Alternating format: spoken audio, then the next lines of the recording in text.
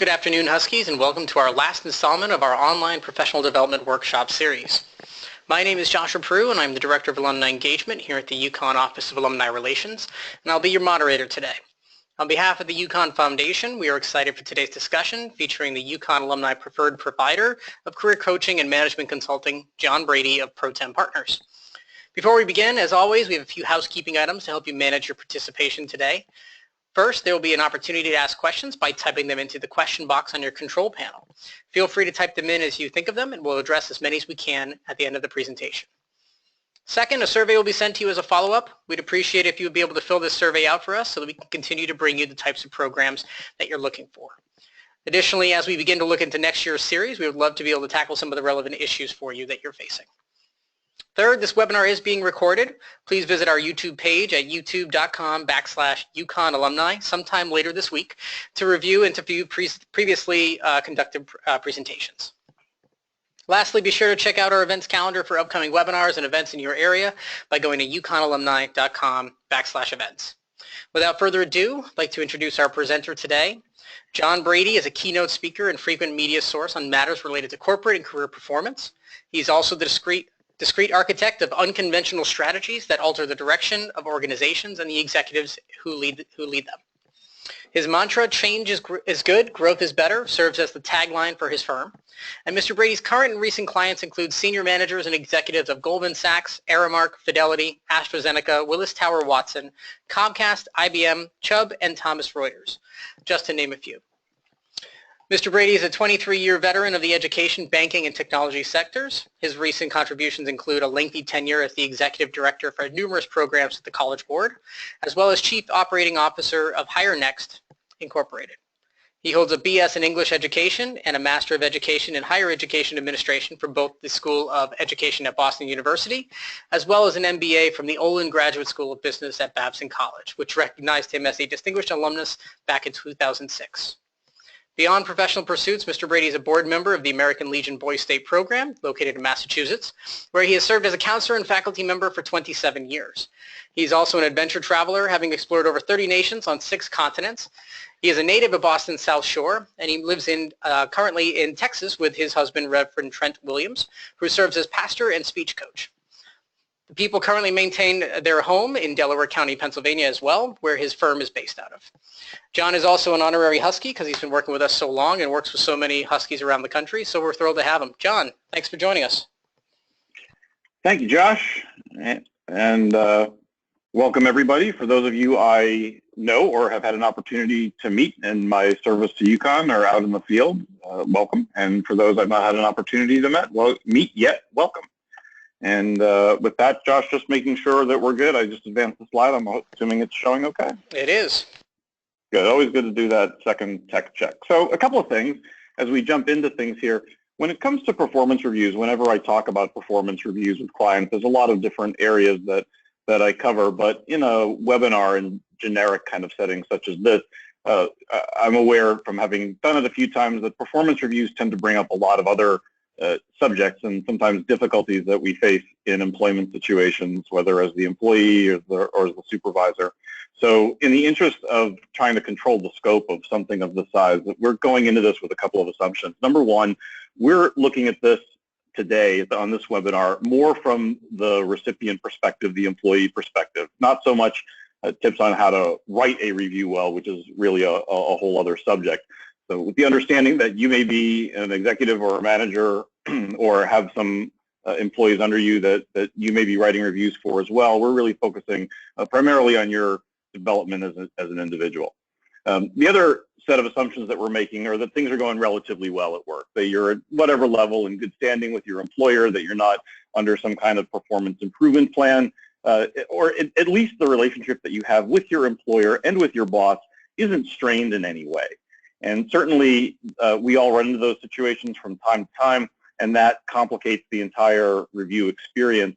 One of the reasons we're not covering as much of that here today is because the devil really is in the details when there's a situation where things aren't going so well at work, because usually there are a lot of reasons for that, and things can get pretty complicated. So both as you think about the content that we're going to share here over the next several minutes, as well as your question, understand that anything that starts to get difficult is something that's best taken offline if it's something that you'd like to talk with me about. And certainly one thing that is evolving, it's been true for a long time, but is evolving a lot more of late, is that employment law is now not only a state and federal issue, it's increasingly becoming a local issue, certainly in some of the larger cities.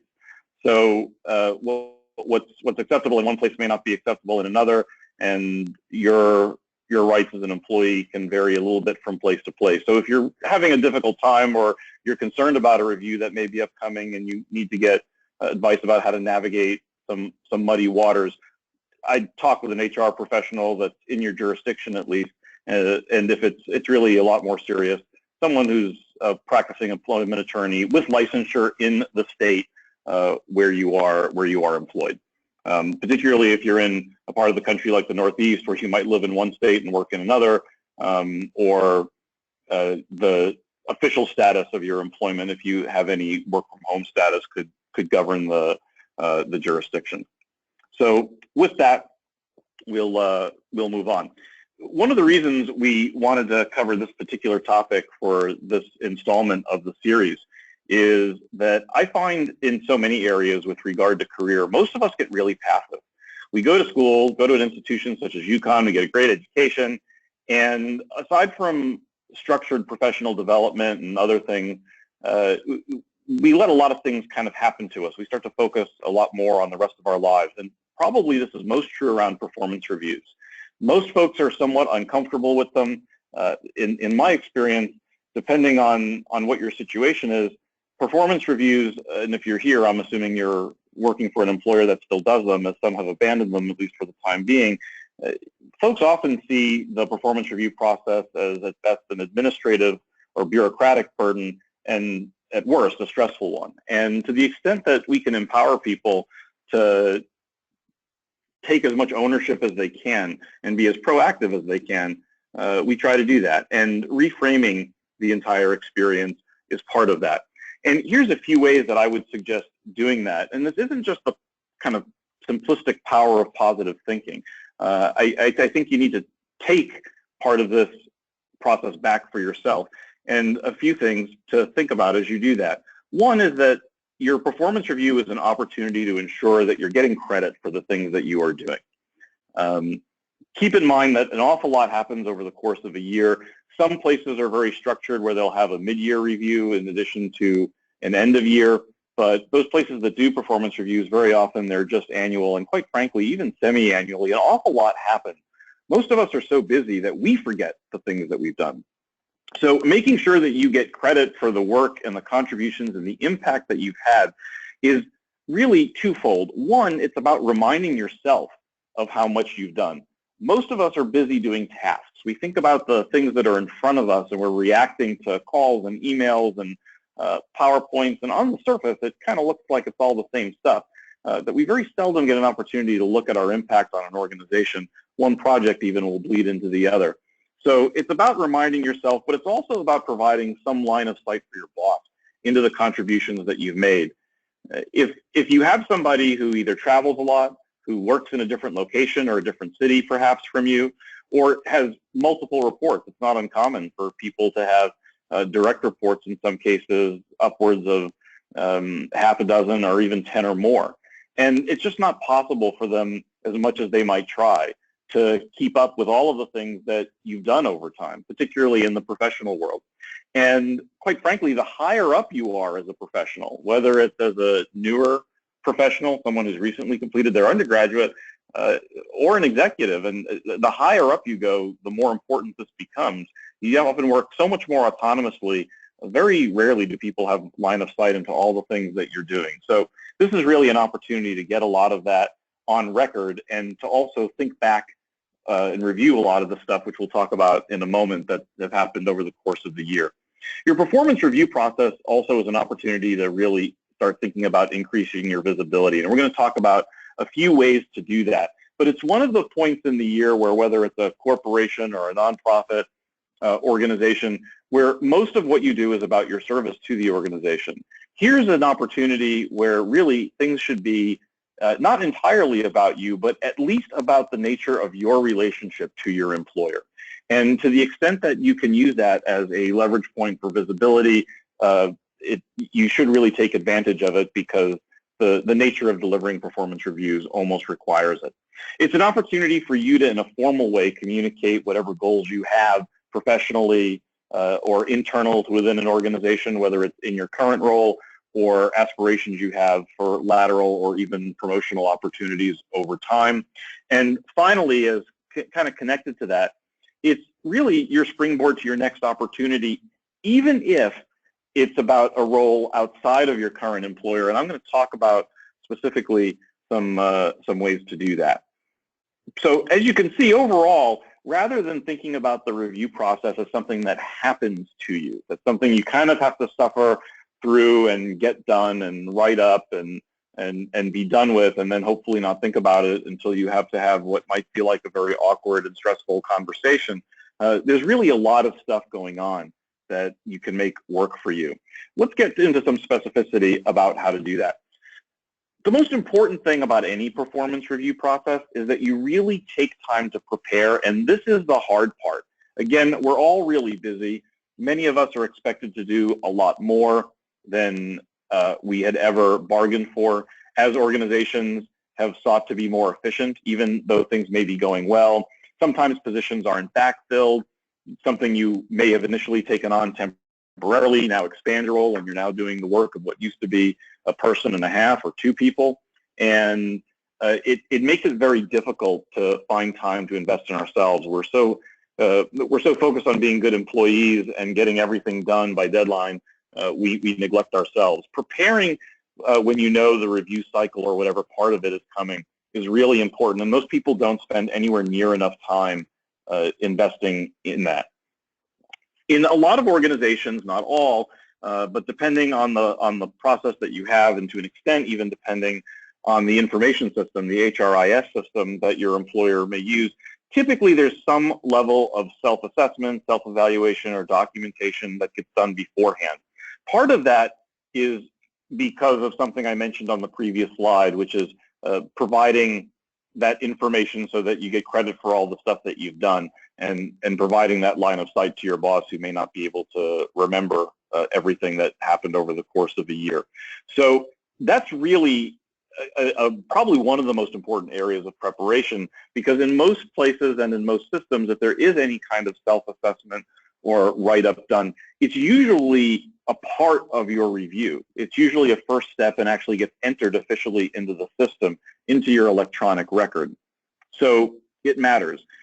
The other reason for taking a lot of time to write up and be thoughtful about your self-evaluation is that if your boss has a lot of reviews that they need to write, several things. Usually, number one, they're only going to be able to write so much. They're only going to be able to invest time in writing so much. If they're doing it in an online system, which now most folks will, they often have character limitations for their evaluation area, and also just the, I think, nature of writing a performance review. It's very difficult if you do this year after year or for multiple employees to write something that's truly unique for each individual. So if you read most performance reviews, sometimes they seem very unhelpful because they're very sanitized. Everyone's being careful to not write or say anything that they shouldn't, number one, or put anything in the permanent record that maybe they don't wish to. But it's a very unusual form of writing, even for most bosses. So to the extent that you can do a better job or a more comprehensive and thoughtful job in your self-evaluation, the more you're making things, quite frankly, a lot easier for your boss to do and to be a good advocate for you. As you're preparing for your performance review, the actual meeting itself, one of the things that you're going to hopefully spend time on are the questions that you're going to ask. And while a lot of questions should mostly be about seeking to understand whatever feedback you've received, the review shouldn't just be about you. I had mentioned a few moments ago on, I think, the previous slide, that a review isn't just about you as an employee or as a leader within the organization. It's about the nature of your relationship and your impact on that organization and the people in it. One of the questions that we tend to miss, we're very self-focused in performance reviews, in part I think because they're unsettling for a lot of people, is we fail to think about those people around us.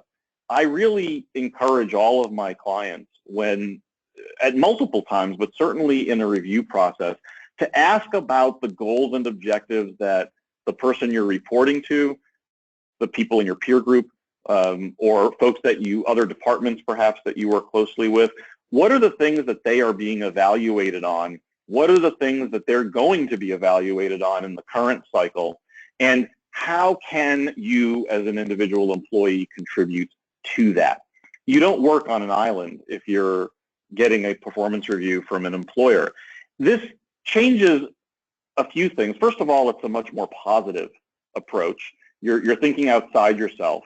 It's very refreshing when someone comes to you as a manager, basically saying, in what ways can I contribute and in what ways can I help?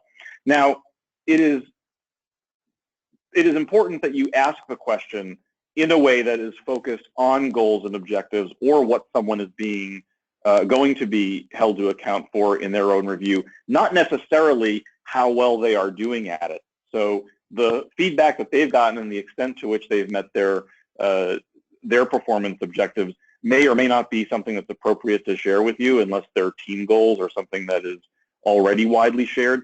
But in most cases, it should be perfectly acceptable for you to find out what it is that those people are spending their time thinking about.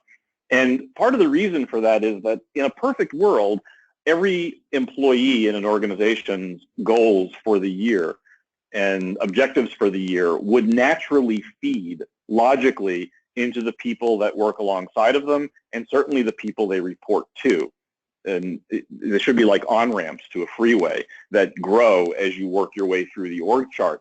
But unfortunately, that's very uncommon, that organizations are really that well aligned in that respect. So the more you understand, particularly from the person who's delivering your review, and it's possible sometimes that others have had input into your review if you have like a dotted line reporting structure, that you're talking a little bit about them as well.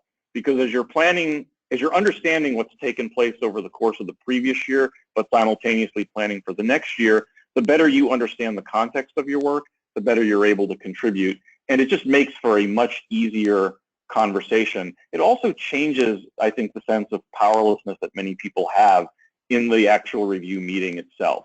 There is, of course, some level of power differential between the person delivering the review and the person receiving it, but you can reduce that feeling of lopsidedness a little bit by asking questions such as what other people need to be focused on and how your work can or should feed it in the present as well as in the future. Now, while I did say at the beginning that my focus is on an assumption that things are going well in your employment situation, most of us are going to get some kind of feedback that is either critical or areas for development, and they're not necessarily bad, but I think we all tend to look at it that way. When we start with all the accolades and good things, it's like we kind of, most employees, and I know I experience this myself, it's like we're waiting for the hammer to drop. What's the bad news? What's the thing that's going to make me feel uncomfortable or that may not even be fair? But usually, most of us, if we're honest with ourselves, we have a pretty good idea of what our areas for development are, where maybe there have been points of friction in the past, whether it's something as mundane as punctuality and deadlines, or the way that we prepare for business presentations, or any one of a number of things. If there's an area where you know you're working on it, you're not really skipping anything by avoiding it. While I wouldn't necessarily ask to have those things put in the official record of your review, it's fair to assume that they're going to come up. And rather than be nervous about it, making sure that you've already crafted your response, hopefully a positive one, to whatever those areas are for development in advance, gives you a chance to kind of script it a little bit so that as you go into the meeting, you're not wondering what it is that they're going to say. If you know someone's going to mention the way you organize presentations to the management team, for example. You're probably better off having already crafted a response about the kind of things you're trying to do to address that, and you appreciate the feedback, and you're looking forward to improving on that, and whatever. We can talk about the developmental areas. I have a point on that in the next slide. But most importantly, if it's uncomfortable for you, best not to avoid it in your preparation. This way, if it comes out as something that's somewhat rehearsed, not too robotic, but a prepared response, it makes it easier, number one, for your manager to deliver the information, for you to navigate that without trying to think in an uncomfortable situation, and you're able to make sure that your response is not something that you might regret. You're not stumbling for your words. And the other thing in your preparation that you want to do is, to the extent you have areas for development, not just areas that may not be that may be problematic, rather, but areas that you just haven't had a chance to develop yet. Most employees, because they approach the performance review process rather passively, they expect their manager to come up with all of the solutions or resources that could be areas of development. Make sure that you've taken time to think about that. You can certainly ask for help. It is any good leader's job to brainstorm and think about what those things are, but you own your career. In a world where most of us are not going to work for a single employer for very long, and certainly not an entire career anymore, that means we own almost everything in aggregate that is the timeline of our career. So if you're thinking about identifying resources, think broadly. It could be something as simple as getting opportunities to attend certain conferences throughout the year, whether funded by your employer or time out of the office that isn't considered your personal time. If you've never been able to go to certain professional development conferences and whatnot, maybe those are things that you want to ask about getting on the calendar or getting funded for the next year. It could be internal training and resources if you have an employer who's large enough to have a training and development staff in-house. It could be having a mentor outside of your formal reporting relationship. Sometimes the way to open up that conversation is, rather than the formal request for a mentor, because some managers may somehow feel threatened by that because they presume that they're the mentor, which they aren't always necessarily. It's a different kind of relationship. But you can ask certainly things like, who are the people in the organization who I should be shadowing a little bit, getting to know better, getting to know more about their work, and just understand their role in my relation to it a little better. There are a lot of ways that you can ask that. Sometimes it's something outside of your organization. If you're in the financial world and you're working on your CFA or your PMP for project management certification. So hopefully by now you get the idea. Think really broadly about the kinds of things, whether it's funding, flex time to be able to pursue those things, or resources internally or resources from your boss, him or herself. A lot of the reason for all of this preparation, more so than anything, is that these are often difficult conversations, even when they're good or even when they're great. It can be difficult conversations both administratively and learning how to deliver the feedback in a way that is compelling enough when it's positive and helpful and constructive enough when it isn't, or even neutral. To convey those kinds of messages, most managers are never really well trained in how to do that. In good organizations they are, but more often than not, that kind of training doesn't happen. So to the extent you can make it easier for your boss, the better the performance review is going to go. Finally, when it comes to preparation, I didn't list it here. I should have put it as a bullet. You should ask for, if it's not standard process, to get a copy of your written review in advance, whether it's electronic or otherwise, so that you're not having to react in the moment. Most employers will allow you to do that. It gives you a chance to process all the information that's in there, craft your responses, and prepare for your meeting with your boss, for your one-on-one. So if you can, sometimes these things go in right under deadline, but try to get a copy and give yourself time to review it and make sure that you've got enough time to prepare with it before you have to go. And the last thing, I guess, to point out when it comes to preparation, particularly around self-evaluation, because most managers will only write so much, even if they have more space than just a few characters, they will usually write less as opposed to more. So if you've done more preparation pre and post, because very often there's a space where employees can note a response of some kind to their review, anything that you put in there now becomes the text and the copy of record, and it naturally, just because usually employees will write a little bit more than between those two, both the self-eval beforehand and any response, it's your chance to control more of the inputs in the official record. During the course of the meeting, it's going to flow naturally however your dynamic with your boss really works. So there's not a whole lot that I have to say about the meeting itself, but there are a few things both during and after the actual meeting takes place. Most importantly, when you get a copy of that review beforehand, during the meeting, or even after, give yourself time to process all of the feedback that's come to you, including, and maybe even most importantly, the positive stuff. You know, it's nice to get accolades, but, you know, most of us, again, we work really hard. We're a product of the aggregate of our education and our careers, and it took us a long time to get the skills that we display every day. So make sure that you've had some time to really absorb that.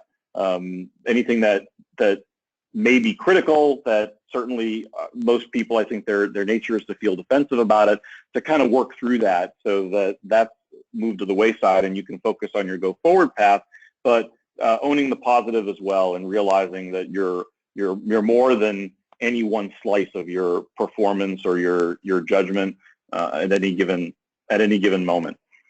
All of your questions, I mentioned the questions about goals of your boss and about other colleagues, but anything that is unclear, anything that you need examples of, particularly in Western society, but in actually I guess most of the Western countries, but the US in particular, we're really not good with pauses and with silence. We try to fill everything, and we're usually feel this need to react rather than respond. And the best way to focus on a lot of things in your review, including, again, the positive, not just the negative, are questions that allow you to understand it better. If you're getting credit for running a project really well, it's worthwhile to ask what it is that led to that particular piece of positive feedback. What worked really well? What was better than the last time, either that you did it or that maybe others had led it? Any kind of positive experience, and certainly negative, you're looking for specifics and for examples, because you want to build on your successes, not just on your weaknesses. And if you just kind of blow past them, you haven't had much time to really fully understand them and understand yourself as a professional. Most importantly, if you're questioning the positive feedback as well as the neutral or the negative, it changes the balance of the conversation. So now it's a much more positive discussion in general, and most of where things get left for both you and the boss, who's really reflecting on your performance all the time back to the senior management of the organization, it's going to feel like the positive generally outweighs the neutral or the negative. So make sure your questions are mostly about seeking to understand what's in there, not just what's in there, but also when you're having that goal conversation, what's upcoming. Not all about the rearview mirror. One of my colleagues is also in the coaching profession and specifically focuses on one segment of the workforce, but what he's a fan of saying is that where you are is because of you. And that's really a statement about accountability. But again, as I mentioned in the first bullet, you want to own everything that's in your review process. Now, if there's something in there that is unfair or inaccurate, that's certainly a whole other conversation, and there are processes for that. But generally speaking, most of the feedback we get has some level of validity, even if the specifics or the nuance isn't 100% accurate. Your entire career is going to be, in part, based on how others perceive you. That's just the reality of the working world. And most of us never learned how to receive feedback very well. Most managers never learned well, as I mentioned, how to deliver it. And most of us aren't very good at receiving it. Even good feedback. most of us are taught to be kind of humble about it or even deny it and move past it. Part of owning all of the feedback that you get, not just in the review process, but really throughout the year, is a sense that all of it belongs to you, but it's also how you build your career and how you get better. While you can't control what other people think of you, you absolutely can influence it in your actions throughout the year. And it is very unusual, unfortunately, just as it's unusual for managers to be trained really well or exhibit the best qualities in delivering performance feedback to employees during a review period or throughout the year. It's very unusual, I've found, for employees to even come in and really just demonstrate a true sense of ownership and interest in advancing themselves. So always keep that in mind, that this is really important for everything that you do, and learning to make your peace with accepting positive feedback and owning that as yours and your achievements, and not getting too uncomfortable or too squeamish, and certainly not defensive about stuff that you need to work on, is something you should always have top of mind. And as you get to the latter part of the process, in the review cycle, the meeting or the review cycle process concludes with your final remarks or signing off on it or whatever happens in your organization toward the end. Make sure that you're establishing some plan with your boss, if there's not one set up already, to have regular one-on-ones, so you're not just getting review information on an annual basis. By the time it happens, it's often too late and you've lost a lot of time. Bosses, either because they're too busy or because a lot of them certainly can be conflict avoidant themselves, may not provide information that would have been really helpful to you. Being proactive and making sure that you're growing and getting the commitments from the organization around your developmental areas, like we talked about, if they're, I mentioned conferences, I mentioned mentor relationships, internal training, your flex time for outside certifications. Here's a way to stay on top of that, because it's easy to mention something like that in a meeting, and then a year goes by very quickly. You blink, it seems, and 3 months or 6 months goes by and nothing's happened. Some relationships, that's a meeting that should take place every week. Some it's every month. Some it's only once a quarter. But use that opportunity, if your boss hasn't done it already, to establish some regular meetings that you're really driving at least part of the agenda on. And again, this becomes more important the higher up you go. So if there's anyone on here who's really senior in the executive ranks of an organization, or if you are the senior most person and you're reporting to a board, usually there's a subcommittee of some kind that's focused on your performance. It's about their commitments to you, your commitments to your ongoing growth and development for them, no matter how good or bad things have been over the course of the last year, to get regular check-in points so that basically your self-assessment as well as next year's review almost writes itself.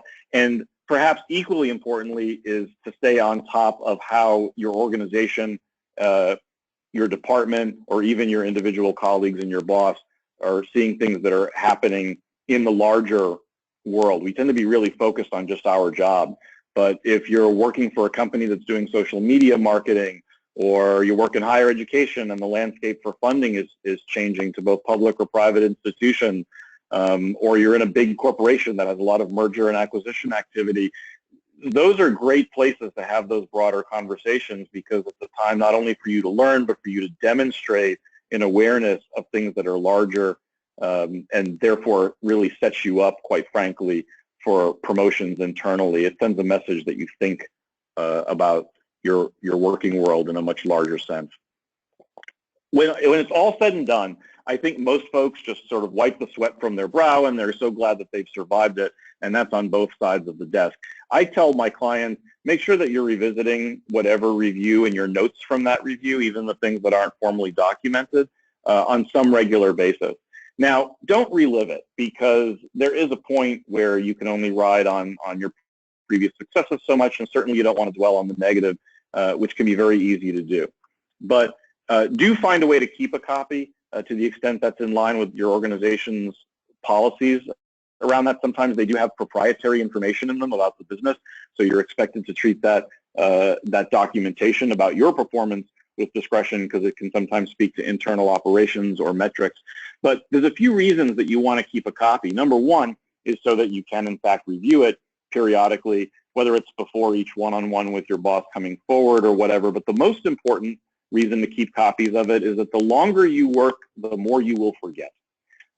Not because you become inherently forgetful, but on a career's timeline, the more that you do, the more there is to remember.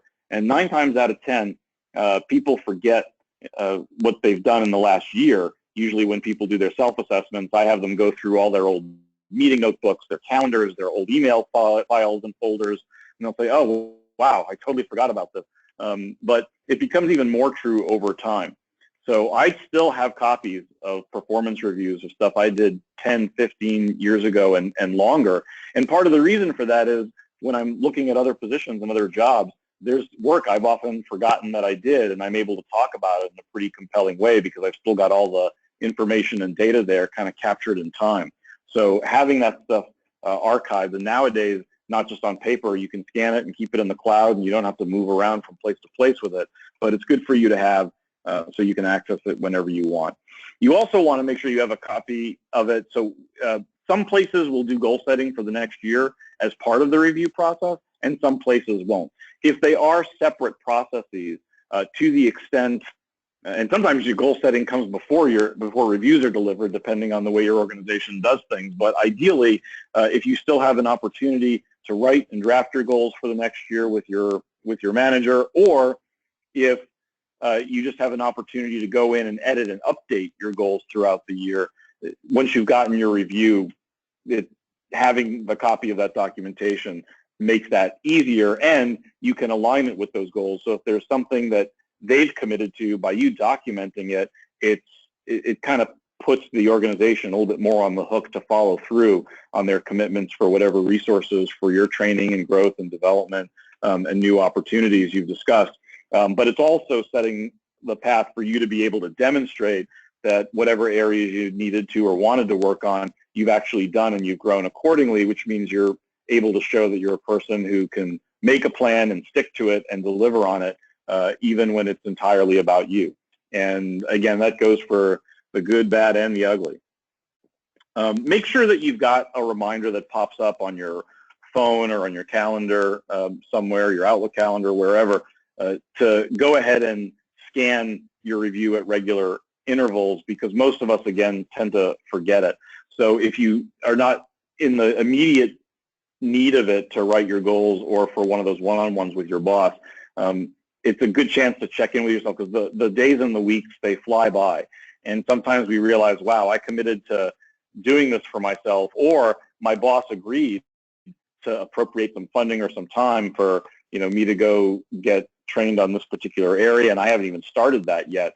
Those kinds of things end up really becoming part of your compensation, and you want to make sure that you're following up, because it is not only your responsibility to do that, but it's a way of making sure that you take care of yourself and line yourself up for career advancement later. It's so easy to forget about those things.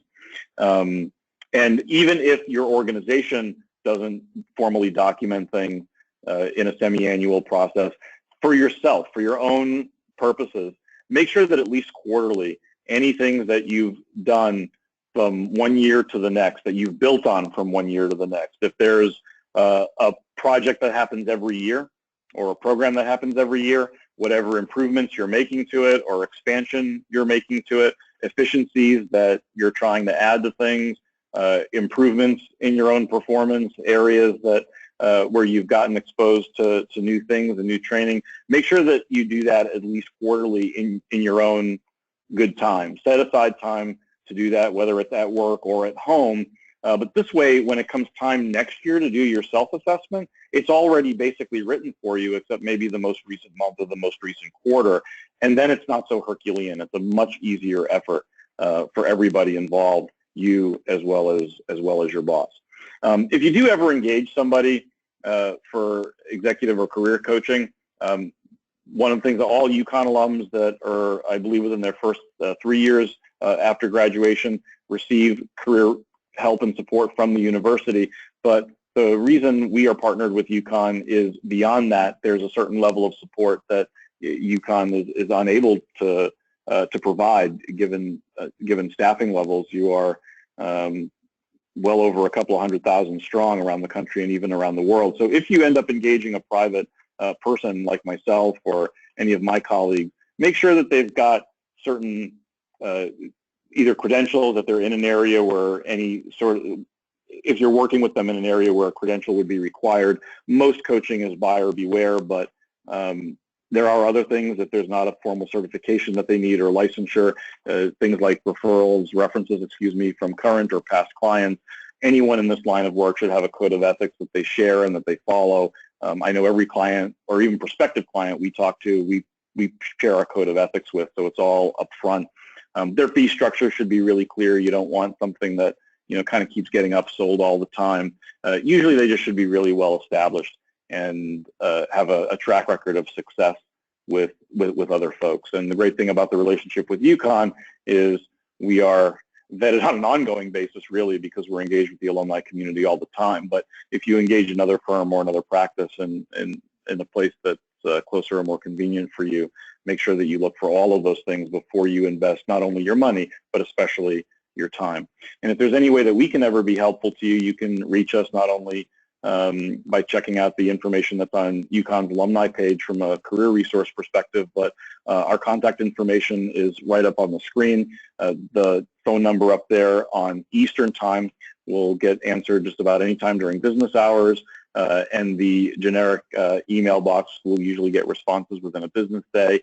And certainly you can find my information online. I'm very visible on LinkedIn, on most social media platforms, and you're free to do that, or even contact me through the messaging features on Facebook, on LinkedIn, and even a direct message on Twitter if it comes to that.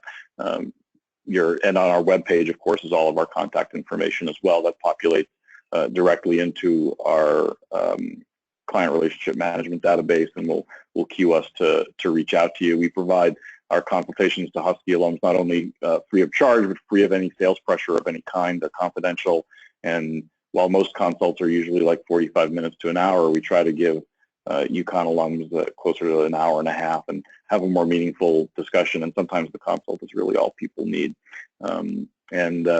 Keep your eye out for other programs that Josh and others have us put on at the chapter level, virtually on webinars and elsewhere.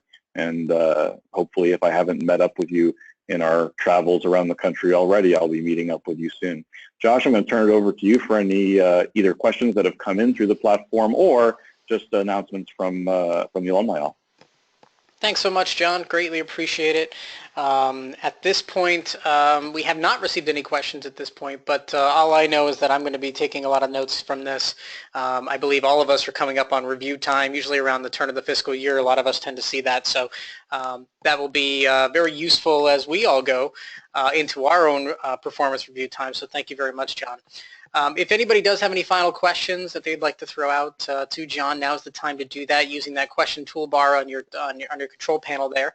And in the interim, as I did mention at the beginning of this presentation, this is our last workshop for the season.